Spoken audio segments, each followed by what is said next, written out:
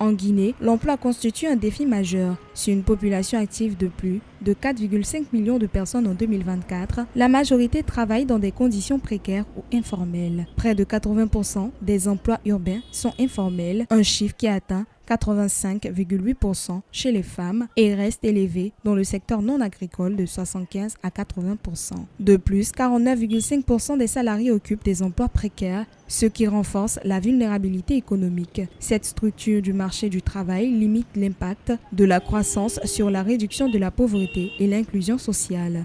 Au niveau de la Guinée, c'est vrai qu'il y a beaucoup de choses au niveau de l'informel.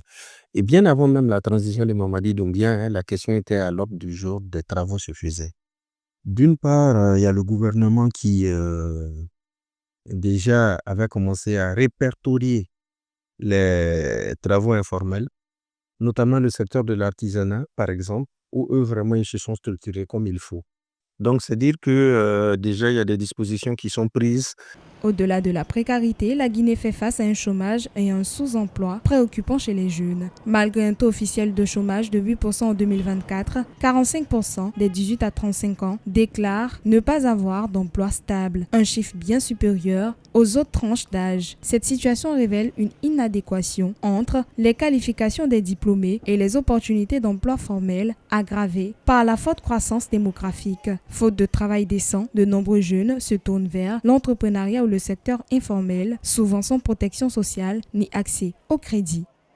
Le gouvernement a vraiment pour objectif de faire de ce secteur l'école de la première chance et non la deuxième chance.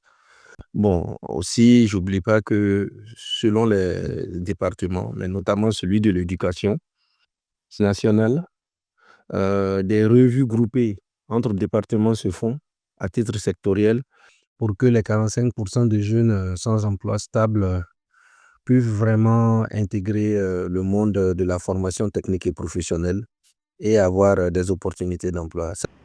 Pour relever ces défis, la Guinée et l'Organisation internationale du travail ont renforcé leur coopération pour le travail décent. La mission OIT 2024-2025 a aidé le gouvernement à développer une stratégie nationale et des programmes IMO. Un projet de 500 000 $ vise à formaliser